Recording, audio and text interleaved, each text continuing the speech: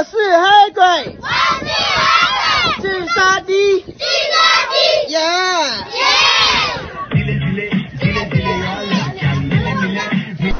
我操，你妈了个逼！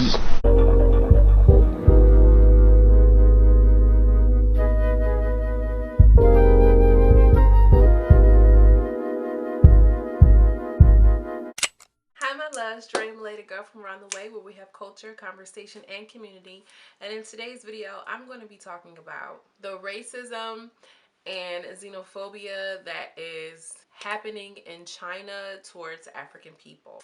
It's safe to say that Miss Rona carried her nasty, insidious ass all throughout the states, pretty much all throughout the world. So if you're watching this right now, then I'm pretty sure you're on some type of moving restriction or quarantine. Anyways, if you're here on the East Coast like me, then you already know this quarantine doesn't seem like it's going to be lifted anytime soon. We're all just pretty much kind of waiting for the world to heal itself. I sometimes find myself on Twitter, Black Twitter, when I need a good laugh, or, you know, I just want to get some content or kind of check out what's going on, you know what I'm saying, get a good little thread, get some good laughs in and stuff. I stumbled across a thread that pretty much was outlining how Africans were being treated in China since the outbreak of the coronavirus, and y'all, I was shook. I was shook up. Like, what? How is this going on? Like, this is crimes against humanity type. Like, I was shook up, okay? I then carried myself over to Miss YouTube and saw that my good girl, Ayemi Loho, she's a Nigerian YouTuber here, obviously, and Lovely T had covered the mistreatment of African people in China right now. And I was like, wow, like, this is a really big deal. Like, you know, just based off of the information that they were given, why isn't this being covered, you know, on major news networks? So the geek in me went down the rabbit hole and started researching and, you know, looking up articles, which I will leave in the description if you need the receipts, because, you know, I know it's gonna be somebody in the comments like, how do you know Asian people are? I'm putting it in the description boxes. Like, don't even do it. So when this all came to light, first of all, China was lying about their numbers to begin with. This is why we're kind of playing catch up in America here, because they knew what was going on and just didn't be honest about it. And I still feel like they're playing with their numbers. Anyways, when this all came to light, China pretty much pulled up to America like, y'all, what is y'all about to do about the fact that it's Asian people, Asian American people who are being discriminated against, and, you know, pretty much calling America out for their mishandling of racial issues, you know, in the past or whatever the case, which is why you see, you know, those type of hotlines being put in place and everything like this. So, you know, that didn't just come out of nowhere. Asian Americans obviously were complaining, but then also the Chinese government said something directly to it. They directly spoke to it. Then, you know, we're obviously dealing with all of the COVID stuff, and, you know, people are discriminating against Asian people. I think everybody should be discriminating against everybody at this point. Like, don't even come too close to me. If you're not in my household, I don't want you close to me, period. And that has nothing to do with any type of race or anything, which is what I mentioned in my last video. So make sure y'all check that out too, because I'm not really going into that disclaimer like that this time.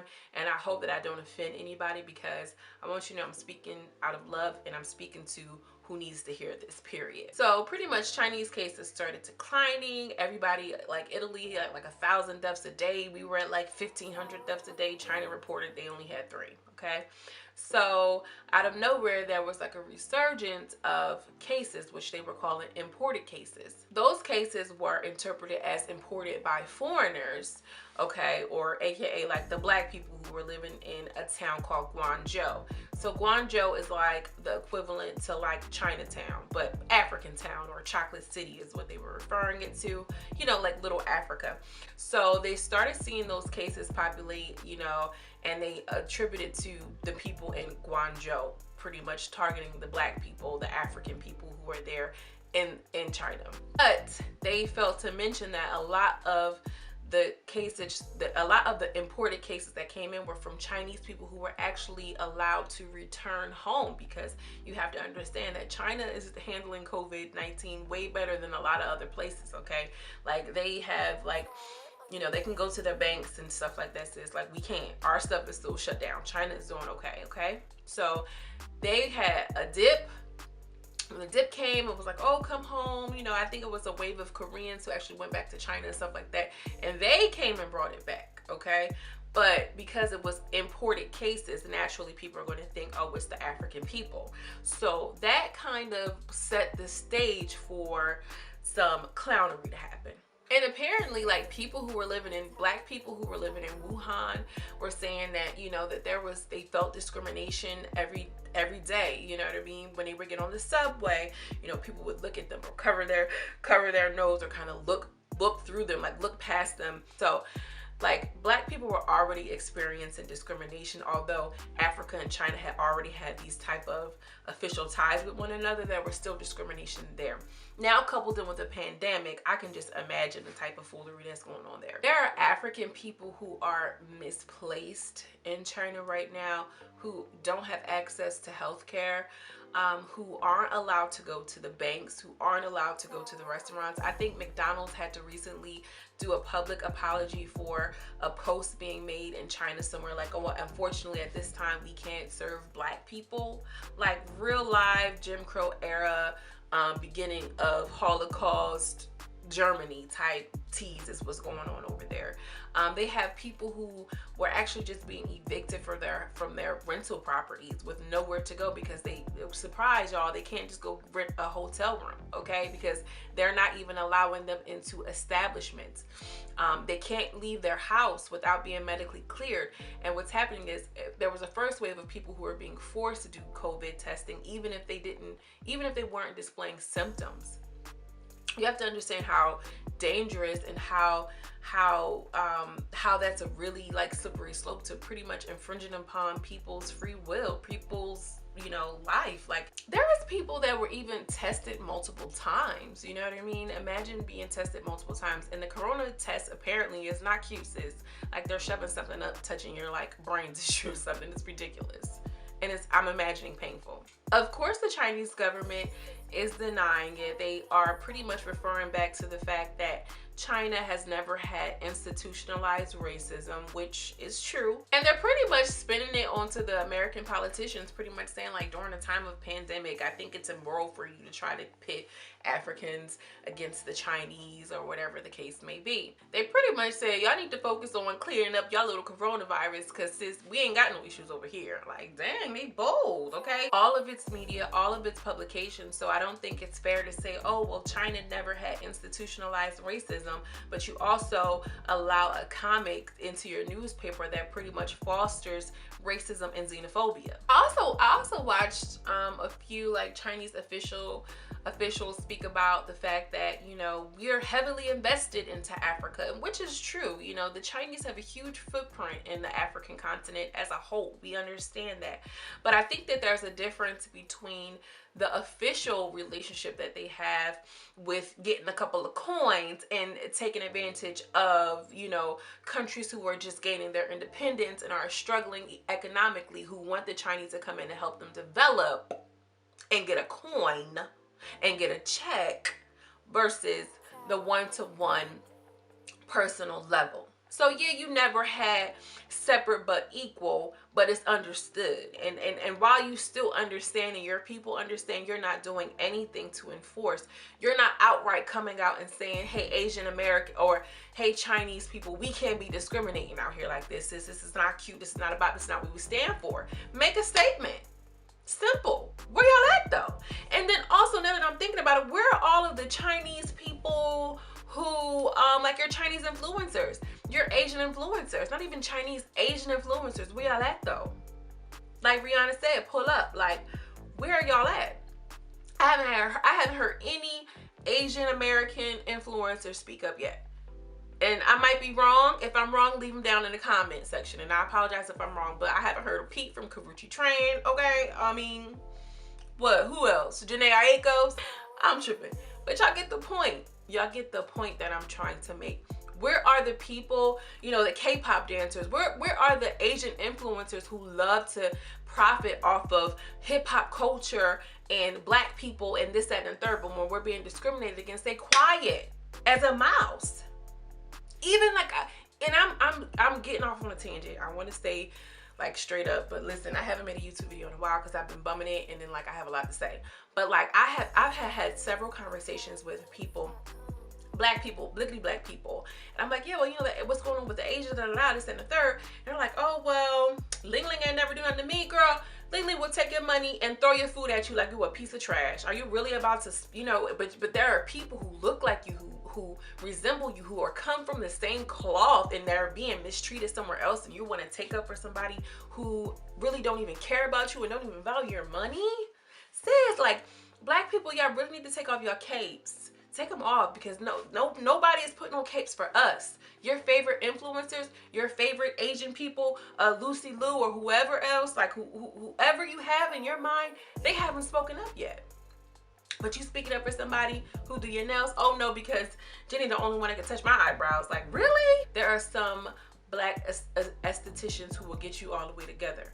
Okay, you get what I'm saying? Like, you need to start being resourceful and utilizing the people who are going to treat you with respect, or even do it yourself. Like, girl, I did my own acrylics. Who, me? What? Full set. Me a secret. I'll leave it in the description. But we can get out here and do this. You know what I mean? We ain't gotta get our money taken away from us and feel some type of way when the services are done. No, that's not how it should go. I need to rethink some things, and I'm not even gonna do it, girl. Whew, okay. I just feel like on a one-to-one personal level, there is still the superiority complex that the Asian American people have, which is something that I mentioned in my previous video too. And then also, like, if you know that this is what's going on right now, Chinese government, what's your recourse? What are you doing to prevent this from continuing to happen? Okay, not unless you're okay with it and you're okay with just sweeping it under the rug. Because there's a such difference as like, oh, we don't have institutionalized racism, but you know what's happening and not doing anything about it. This is a prime example of like de jure de facto, like, because honestly, even though they're saying it's not written into law, like, it is. It's the unspoken law, and you're not doing anything about it, okay? So that doesn't mean that your hands are not dirty, China. Okay, they like to reiterate that America has issues with their race issues and treatments of other races like black people, which is true, sis, true tea. But what are you doing? You are no better. And then my heart goes out to all of the people who were actually like stuck there. There are some people there who were there for like, you know, med school or whatever, and you know, were there on scholarship, and like their country didn't have enough to like charter them a plane, where we have like Americans and other foreigners who they got their nationals chartered out immediately. You know, there are some people there like Uganda, like a lot of people aren't able to go back to Uganda right now, sis. They don't have a plane to charter and get sis back home. So they're literally in a strange country during trying times in a pandemic when their discrimination is rising by the day. And we are sitting here like, you know, going crazy. Oh, I'm bored. Well, let me speak for me, because I've been terrible, y'all. There is somebody right now who, you know, a pregnant woman right now who is not going to be able to be admitted into a hospital to have her baby only because she's black.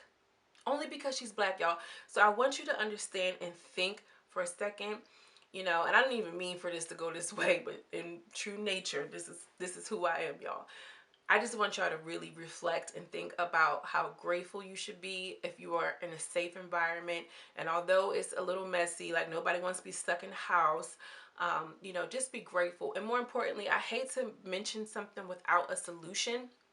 I know a lot of people are talking about boycotting and things of that nature. I think that there needs to be a discussion. I think discussions with open and willing participants are always more effective than other methods. However, they're not getting my money, period. Now, I'm only spending my money where my money is respected, okay? Let me just say that. I'm only spending my money where I am respected, okay? And I'm advising you all to do the same. But I also think that there needs to be an open conversation, like, what's tea, okay? Support black businesses, support black people. We really need our own manufacturing companies. And I know that a lot of people right now are trying to get their own hustle, trying to get their own business, and a lot of, especially in the beauty industry, we are so heavily dependent on China, period. More importantly, I want us all right now to just send a whole bunch of love and light to everybody, to every African person who's in China right now who are misplaced. I'm not talking about the people who, you know, whatever. I'm talking about the people who want to go home but can't. Okay, imagine being in that position. You know, I like to, if I mention a problem, I always like to think about a solution. So if you can, you know, when things go back, I would try to spend your money with people who respect you, period. I'm gonna leave it at that and leave it up to your interpretation. Also, send positive thoughts and energy to the people who don't have a voice, who don't have a platform, who can't phone home, who are really just being, who is at the brunt of this. And I think that we should all, as a collective, spread knowledge, because this is not on CNN like everything else is, okay? We need to make people more aware of what's actually going on, and just share the information. Sharing is caring. But don't share your germs though, stay home, okay? Make sure you give this video a thumbs up if you liked anything that I said in this video. I greatly appreciate it. And subscribe. Let YouTube know it's for real, that you enjoyed this content and conversation. As always, I am sending you much love and much light, and I hope you all stay well, and I hope you subscribe. All right, peace.